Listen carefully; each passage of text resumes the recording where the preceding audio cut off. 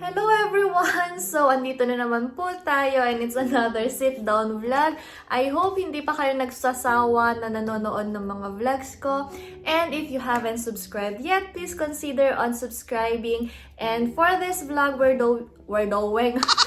doing another sit-down vlog. And because actually there are a lot of concerns and questions being sent to my Instagram account, Facebook page account, to my Facebook page, and even many are commenting in my YouTube channel about how is Finland during this situation, this trying times, this difficult situation between Russia and Ukraine. I know that most of you, if not everyone, have already heard about the situation, about the war going on, and it's really a sad thing, a sad situation, a very stressful and frustrating topic nowadays.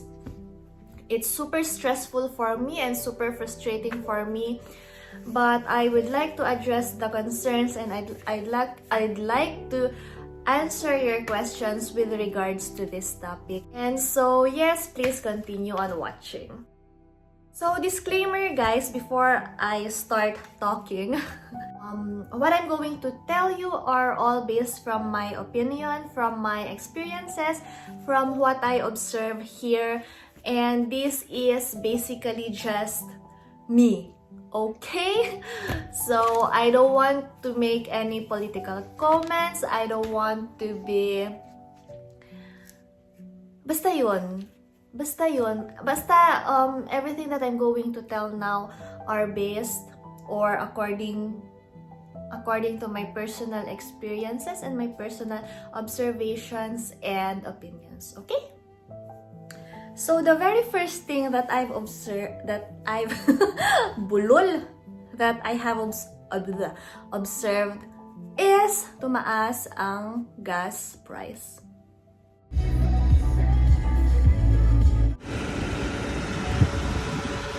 So, just yesterday, pumunta akong gas station, of course, mag-gas, 2.33 per liter. 2.33 euros per liter ang price ng gas. Grabe!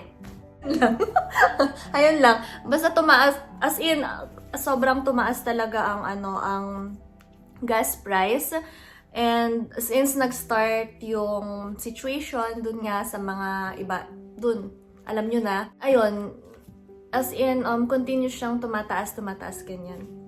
Hindi ko na matandaan kung saan ko narinig na bababa daw ang gas price. Pero, actually, matagal ko na yung narinig weeks ago. Pero until now, hindi ko nakikita na bumababa ang gas price. Pero, syempre, for me, I'm not saying that it's okay na mataas ang gas price. Pero, for me, parang mas okay na sa akin na okay, mataas yung gas price. Pero, dito naman sa bansang ito, peaceful. Diba? Walang nangyayaring mga gulong ganyan-ganyan, katulad nung nangyayari dun sa alam nyo na, ayan. So, sa akin, okay lang na mataas ang gas price, basta peaceful, walang war, walang mga conflict na ganyan. Kasi ang hirap talaga nung ganung bagay. Tapos, next one is tumaas ang mga grocery prices. At ang isa sa mga pinaka napansin ko talaga guys, yung bigas. Yung rice talaga. Gulat na lang ako, nagtataka ako minsan ganyan. Kasi dito sa may malapit na grocery store sa amin, madalas naman dyan may rice noon. Nung before nag-start yung conflict, before nag-start yung situation na yon, meron talaga, as in, meron yung nabibili ko na rice na yung talagang ginagamit ko, talagang kinakain ko or talagang gusto ko na rice. Tapos, since nag-start yung conflict, yung binibili kong rice na yon, every time na pupunta ako dun sa may grocery store dyan sa malapit sa amin, out of stock. And kahit punta ako dun sa mas malayo, mas malaki na grocery shop, out of stock din. So, at hindi lang yung bigas na, yung brand na binibili ko, pati yung ibang mga brands. As in, dahil, syempre, Filipino, Asian, we always eat rice. Yun talaga yung sobrang napansin ko na nagkakaubusan yung bigas. Kahit yung 5 kilos, ganyan. Ayun, so madalas, madalas, may mga mas mahal na brand, meron sila dyan. Pero syempre, ang mahal ng brand na yun. Same lang naman na jasmine rice. Same lang naman yung, for me, yung quality. Pero yeah, yun talaga yung, as a Filipino, as an Asian, yun talaga yung napansin ko na rice, minsan, madalas, nowadays, madalas na out of stock.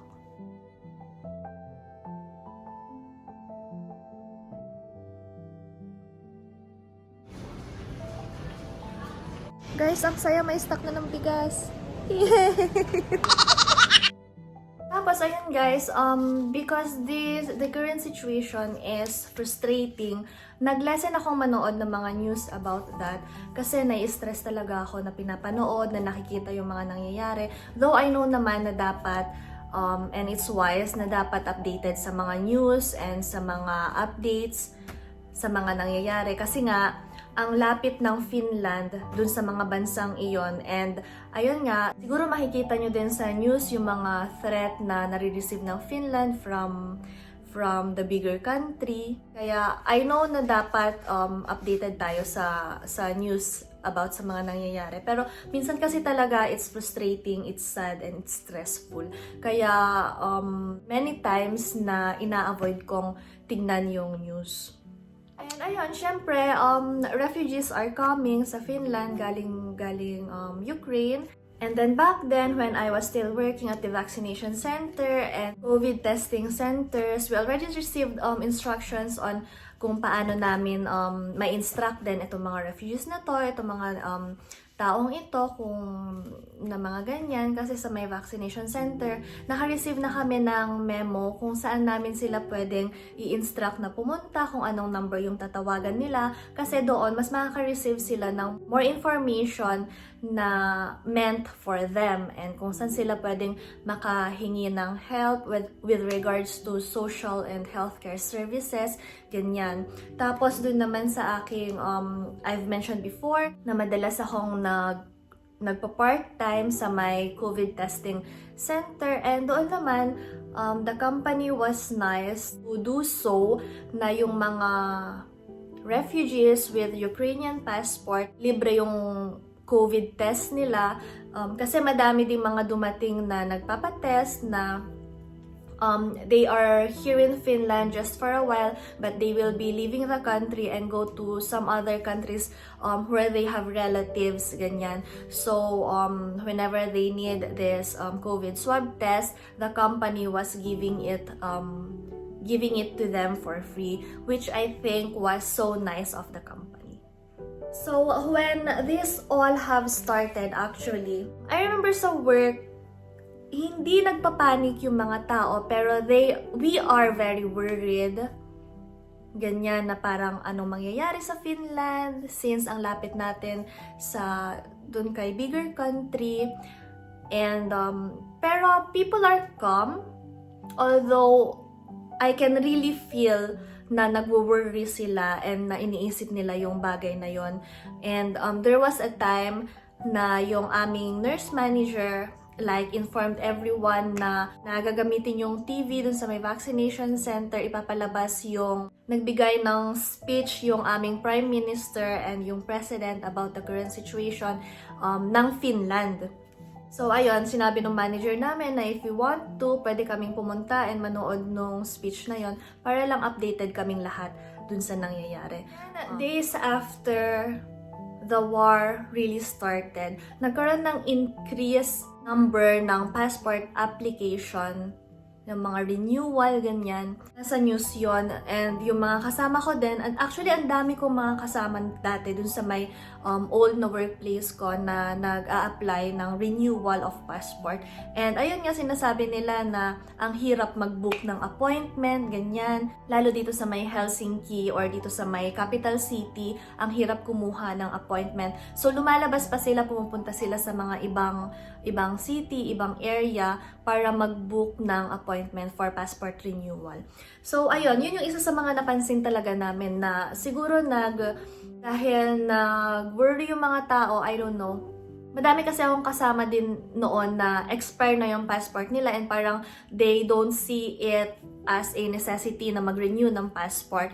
Pero since the war have started, ayun, they got worried and they wanted to renew their passport.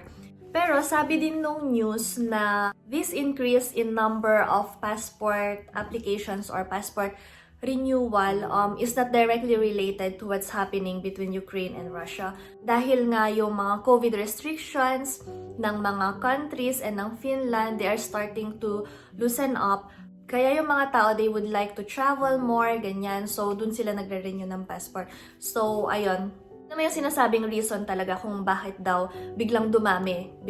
Pero syempre, di ba, sa akin parang pwedeng dahil naglulusen na yung mga COVID restrictions and pwede din na because of the current situation. I remembered one colleague, he's actually not a nurse, he is one of the guards in my old workplace. He mentioned that there was an increased number of volunteers signing up for the national defense work. So that was actually one of the changes maybe that happened when the war have started. So there guys, there's a little something about what's happening now in Finland, about our current situation, and in general, I can see that, or in my opinion, based from my own observations, I can still feel that we are safe here, that we are still free here, that we still have our freedom.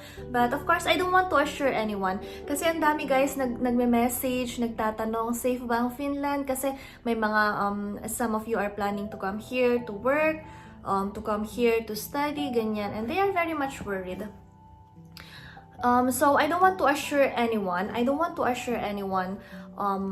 that Finland is totally safe and will be safe from the war. I don't want to do that, guys. So I am just telling you my observation. Ganyan, nakikita nyo din naman yung mga vlogs ko about vlogs ko dito sa Finland. Anyan, free naman kami, safe naman kami. You don't have to worry about us here. Okay pa, I think ang Finland. Safe pa, in my opinion, ang Finland. And ayun, paulit-ulit kong sinasabi guys na I don't want to assure anyone, and also at the same time I don't want to put fear to anyone, ganyan. Syempre, there are a lot of things that I am not aware about. As I have mentioned, it's frustrating and stressful to watch the everyday news about the current situation, kaya hindi ako ganun ka-updated sa mga nangyayari, ganyan. And syempre may mga nakikita din kayo from the news na naka-receive ang Finland ng mga threat, ganyan. Pero ayun, wala pa namang nangyayaring masama guys. Okay pa naman kami dito, and actually calm yung mga tao. Hindi naman sobrang calm. Okay, mali yung sinabi ko. Sa nakikita ko, people here are still trying to live normally and calmly, ganun. Yung parang mga regular lang, normal life lang nila, normal everyday life nila, ganyan. Kaya, wala yung mga nagpapanik, na mga nagho-hoard ng mga food, ganyan. Parang naalala ko kasi during nung nag-start ang corona, 'di ba?